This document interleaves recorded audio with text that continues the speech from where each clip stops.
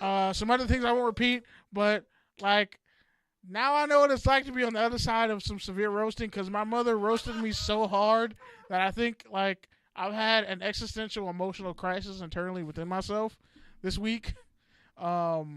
Shit was heavy. Yeah. Just when you think you're untouchable, your mom roasts you so hard you revert back to a 12-year-old boy.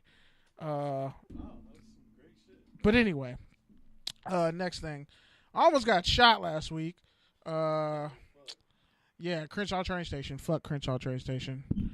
I just want to say this. I wish people would really stop doing stupid shit at Crenshaw train station. So, I work by the airport. One of my jobs.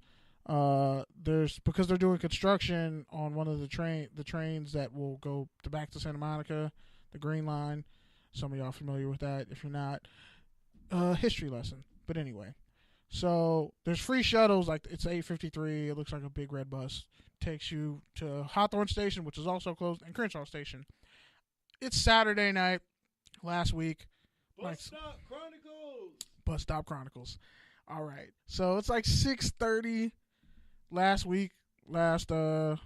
Saturday. I'm off work. We pull up to Crenshaw Station. I see like 12 big ass SUV cop cars and a bunch of cops everywhere in the parking lot and by the bus. And I'm like, oh shit, what just happened? Should I stay on the bus? I feel like I should stay on the bus. But I'm like, you know what? I have my headphones in. I get off the bus. I'm 3 feet from the curb. I look to my right and I see just a big ass cop car swerve around. And in seconds, when they put that silent alarm on you, they get on your ass quick. I know from personal experience because when I was 16, I had an officer who knew me in middle school when I was like an honor student and all the other shit. And he was like, make sure you keep up your grades, you stay good, you stay out of trouble, stay out the streets. Because one day you might run into somebody like me. Plot twist, I ran into somebody like him in the streets when I was 16, waiting to go to a weightlifting competition. One of my teammates overslept and didn't come pick me up. I still ended up going. I'll tell that painful story for a later day. But dude pulled a gun out on me at 16, put me in handcuffs in front of a bunch of people at like 7 in the morning. Shit was embarrassing, scarred me emotionally. Part of the reason why I hate the police, but that's another story. The dude they were looking for was like 5'7", not even black. No, he's like 5'3", not black, and like 47 years old. I was 16, 5'11", 240, chiseled football player. Yeah. I don't know about chiseled.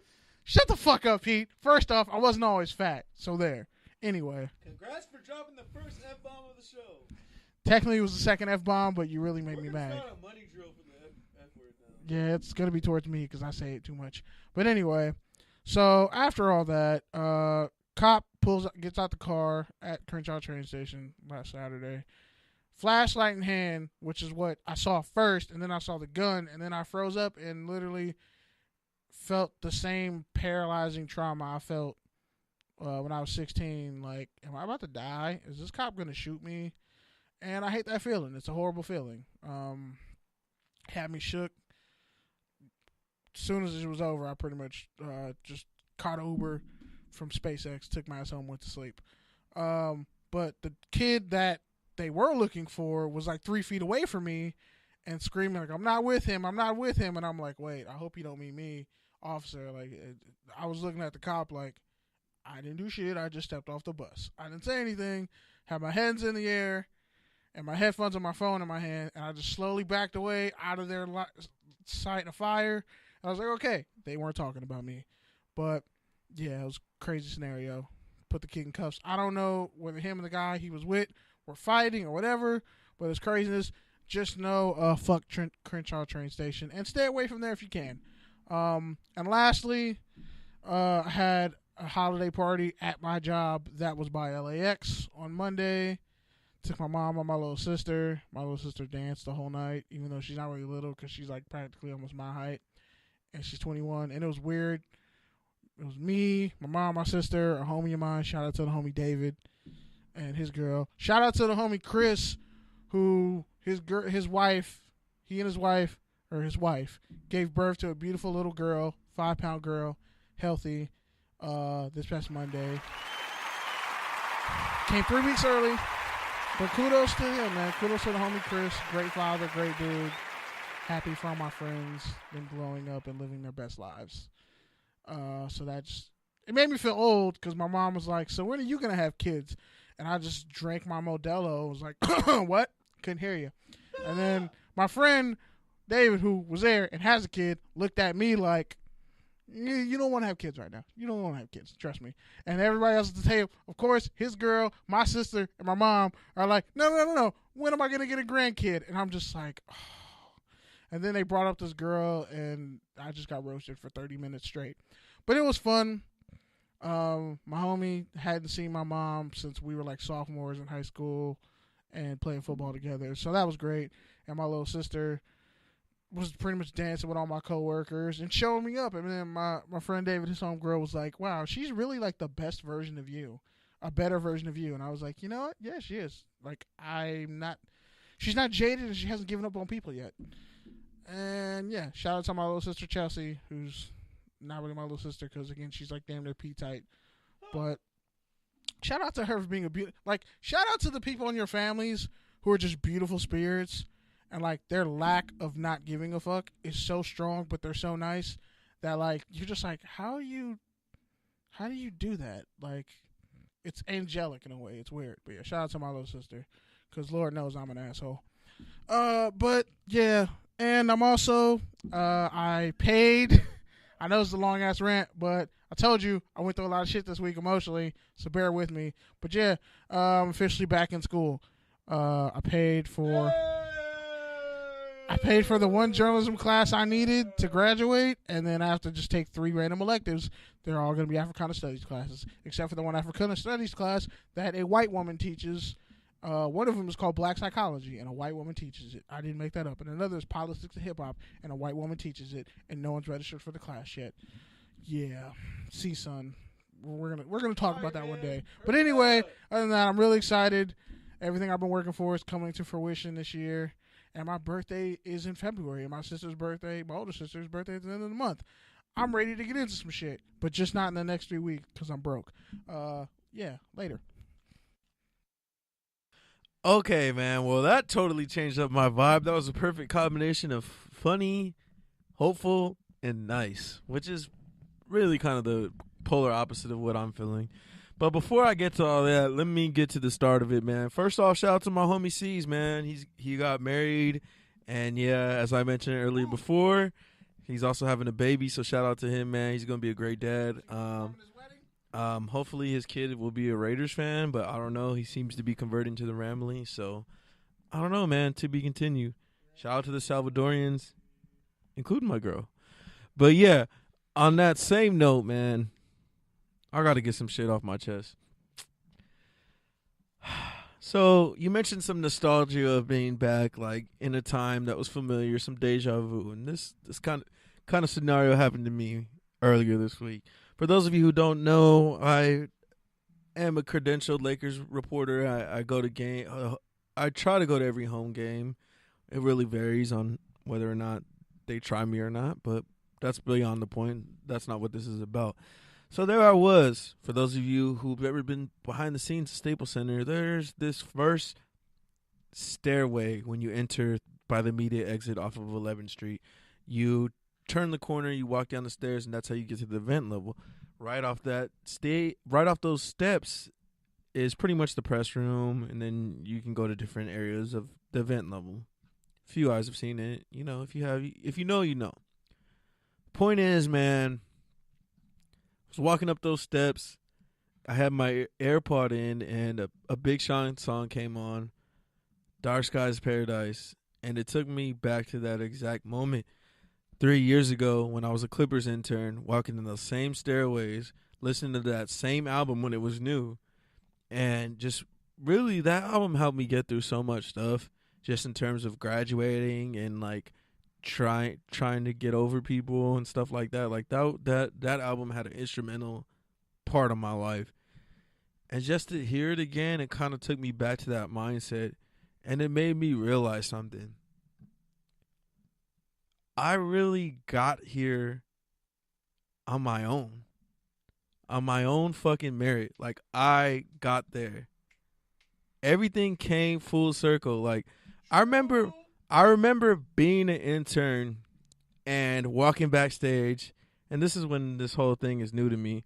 So you see players, you see journalists, and at first you're kind of in awe. You shook Commissioner Silver's hand and stuff like that.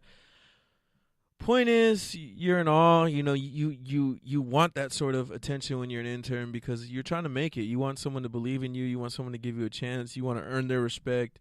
You want them to respect you. But honestly, just being there,